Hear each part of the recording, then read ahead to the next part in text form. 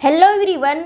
बहुत सारे एस्पिरेंट्स की कमेंट आ रही है कि मैम कौन सी पब्लिकेशन के बुक्स को जो है हम लोग पढ़ें, कौन से पब्लिकेशन के बुक्स का जो है प्रीवियस ईयर क्वेश्चन को बनाएं, प्रैक्टिस सेट दें, टेस्ट दें। इसके बारे में कुछ कमेंट आ रही थी। कुछ का तो ऑप्शनल पेपर को लेकर के, कुछ का तो डिप्रेशन से संबंधित कि मैम अभी तो फॉर्म भरा ही जा रहा है, मुझे अभी से डिप्रेशन हो रहा है, मैं अभी से डरा हुआ हूँ, कैसे इससे निजात पाऊँ। और कुछ का कमेंट आ रहा है कि फॉर्म भरने में क्या क्या हम लोगों को सावधानी बरतना है। और कुछ का कमेंट तो यह भी आ रही है कि मैम कितने घंटे पढ़ाई करें ताकि मैं जो है 67वीं बीपीएससी को क्रैक कर पाऊँ। तो देखिए, आज की वीडियो में मैं आप लोगों की ये सारी कन्फ्यूजन दूर करने वाली हूँ। आप लोग जो है इस वीडियो में शुरू से लेकर के अंत तक बने रहेंगे और ये सारी कन्फ्यूजन आप लोगों की दूर हो जाएगी। देखिए, 67वीं बीपीएससी में जो है वैकेंसीज बढ़ी है, जिसमें आपका कि डीएसपी का जो पोस्ट है वह 20 पोस्ट, कितनी 20 पोस्ट जो है वह क्या हुई है, ऐड हुई है। और कुल मिलाकर के जो है आपके अब जो वैकेंसीज हो गई है वह 500 कितनी हो गई है, 75। 555 तो पहले आई, उसके बाद इसमें 20 ऐड हुई, तो अभी जो है 575 वैकेंसी कुल हो गई है। जो कैंडिडेट्स पुलिस सेवा या डीएसपी में जाने के इच्छुक थे तो उसकी भी मनोकामना जो है अब पूर्ण होंगी। वे लोग भी जो है क्या हो पाएंगे, अब डीएसपी बन पाएंगे, उसकी भी इच्छा अब पूरी होगी। तो ये बहुत ही खुशी वाली बात है और आगे जो है वैकेंसीज जो है इसमें ऐड हो सकती है। तो देखिए, यहाँ पर अब हम लोग देखते हैं कि कौन सी बुक्स को आपको पढ़नी चाहिए। और हाँ, अभी तक आप लोग इस चैनल को सब्सक्राइब नहीं किए हैं तो सब्सक्राइब करें, इस तरह का महत्वपूर्ण डाउट्स को क्लियर करने, महत्वपूर्ण कंटेंट को पाने के लिए। तो देखिए, previous year question, practice set और टेस्ट की जहाँ तक बात है तो देखिए बहुत सारे जो है पब्लिकेशन के बुक्स जो है मार्केट में अवेलेबल हैं। तो मुझे जो बेटर लगा सारा में से, तो मुझे सबसे जो बेटर लगा वो घटना चक्र का लगा। किसका लगा? मुझे घटना चक्र का। और क्यों लगा मुझे? इसीलिए लगा कि इसमें जो करेक्शन रहता है वो बहुत ही अच्छे तरीके से दिया हुआ रहता है, उसके बाद एक्सप्लेनेशन भी, और उसके बाद करेक्शन जो इसका आंसर दिया हुआ रहता है। मुझे इसका करेक्शन बहुत ही अच्छा लगा, इसी कारण से मुझे ये बेटर लगा।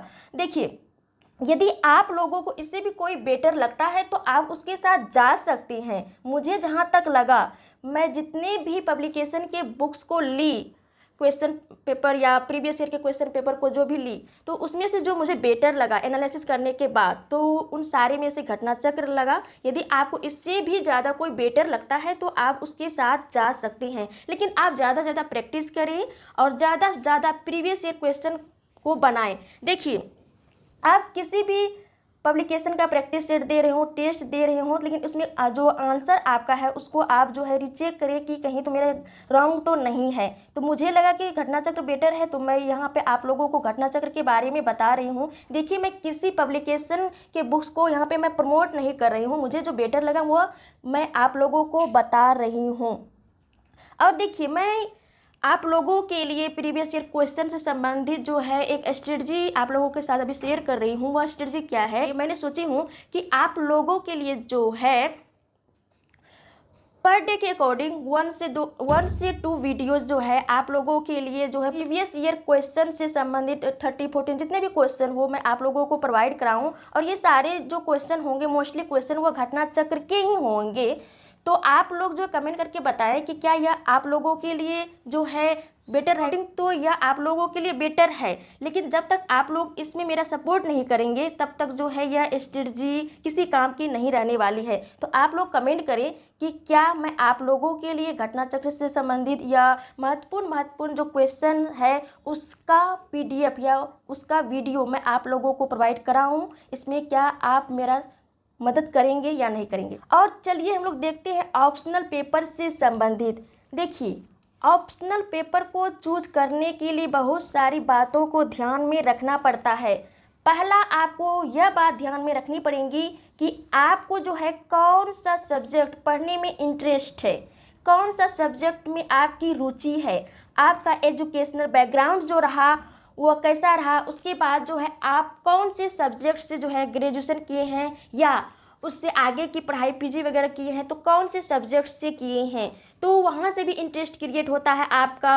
यदि आप ग्रेजुएशन ठीक ढंग से किए हैं, उसके बाद पीजी वगैरह ठीक ढंग से किए हैं, तो वहाँ से जो जिस सब्जेक्ट से किए हैं उस सब्जेक्ट को ले सकती हैं या नहीं। मान लीजिए कि कभी क्या होता है कि हम किसी दूसरे सब्जेक्ट से जो है जिसमें मेरा इंटरेस्ट नहीं है, उससे हम तो ग्रेजुएशन कर लेते हैं, बट मेरा उसमें जो है इंटरेस्ट नहीं होता है, तो आप जो है ग्रेजुएशन पेपर से मूव करके दूसरे सब्जेक्ट को अपने ऑप्शनल पेपर के रूप में चूज कर सकती हैं।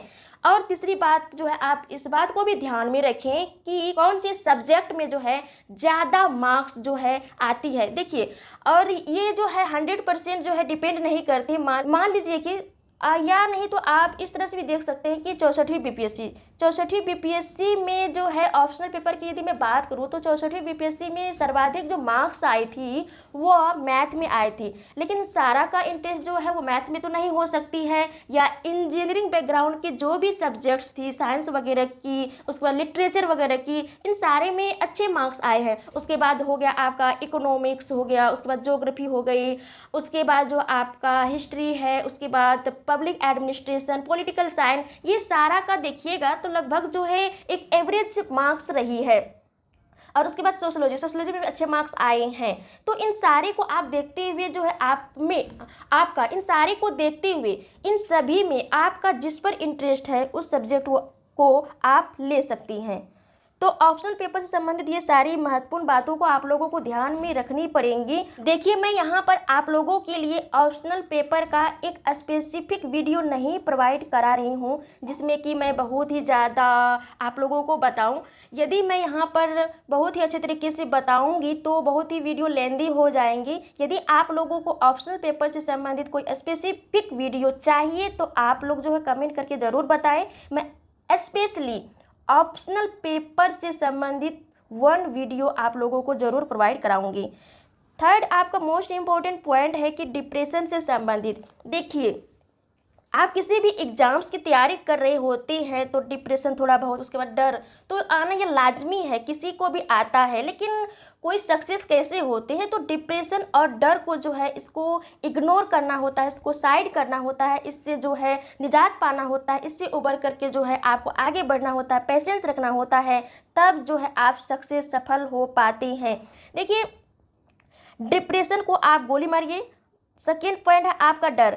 डर का मेरा यहाँ पर तात्पर्य यह है कि डिसिप्लिन का मतलब यह हो गया कि देखिए थोड़ा बहुत डर का मेरा यहाँ पर कहने का यह मतलब है कि देखिए डिसिप्लिन को आप मेंटेन करिए। जब तक आपको थोड़ा बहुत डर नहीं होगा आप तब तक जो है आप डिसिप्लिन को मेंटेन नहीं करेंगे। कभी कभी क्या होता है कि जिस भी एग्ज़ाम की तैयारी कर रहे होते हैं तो उसके फुल्ली प्रिपरेशन में जो है आपको क्या करना होता है कि कुछ ऐसे सब्जेक्ट होते हैं जिस पर कि आपका इंटरेस्ट नहीं होता है, तो आपको उसका प्रिपरेशन करने के दरमियान क्या होता है कि आपको अपने इंटरेस्ट के बियॉन्ड जाकर भी जो है क्या करना पड़ता है, वर्क करना पड़ता है। तो जो है इस तरह से तो आपको जो है डिसिप्लिन तो मेंटेन करना ही पड़ेगा। ऐसा तो नहीं है कि आपको उस पेपर में इंटरेस्ट नहीं है, हमको डर लगता है उस पेपर से हम नहीं पढ़ेंगे, तो फिर आप जो है अपने एग्ज़ाम को कैसे क्रैक कर पाएंगे। तो इस तरह से जो है थोड़ा बहुत डर हो गया। डर का मतलब यहाँ पर जो है डिसिप्लिन मेंटेन करने से है। तो आप लोग जो डिप्रेशन को गोली मारिए, डर को जो साइड करिए, डर मतलब डिसिप्लिन को मेंटेन करिए और सक्सेस होइए। फोर्थ आपका मोस्ट इम्पॉर्टेंट पॉइंट है फॉर्म भरने में क्या क्या महत्वपूर्ण सावधानियां बरतनी चाहिए। देखिए, आपका जो फॉर्म जो फिल हो रहा है वो 30 सितंबर से हो रहा है और 5 नवंबर तक जो है आपकी फॉर्म फिल की जाएंगी। तो बहुत ही लेंदी टाइम है आप लोगों के पास।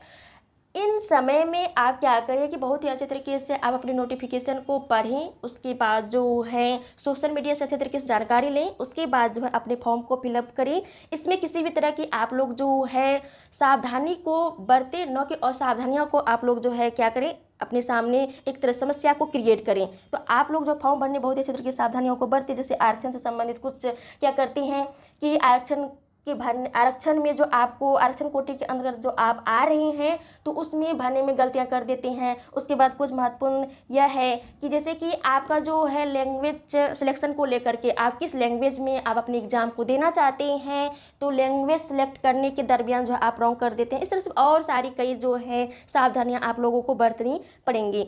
और मोस्ट इम्पॉर्टेंट पॉइंट है कि कितने घंटे पढ़ाई करें 67 बीपीएससी को क्रैक करने के लिए। देखिए इसमें मैं यह नहीं कह सकती कि आप से 18 आवर्स पढ़ें। देखिए सबके पास अलग अलग टाइम होते हैं और किसके पास कितना टाइम है ये तो मैं नहीं कह सकती, लेकिन हाँ जिसके पास जितना टाइम है उसको बहुत ही अच्छे तरीके से आप यूटिलाइज करें और उसको जो है अपने प्रिपरेशन में, अपने एग्ज़ाम के प्रिपरेशन में उसको लगाएं और आप लोग जो है ज़रूर सक्सेस होंगे। इस तरह से आप लोग जो है बहुत ही अच्छे तरीके से अपनी तैयारी को दमदार तरीके से करें और आप लोग ज़रूर सक्सेस होंगे। तो चलिए फिर मिलते हैं आपके नेक्स्ट वीडियो में। जय हिंद, जय भारत।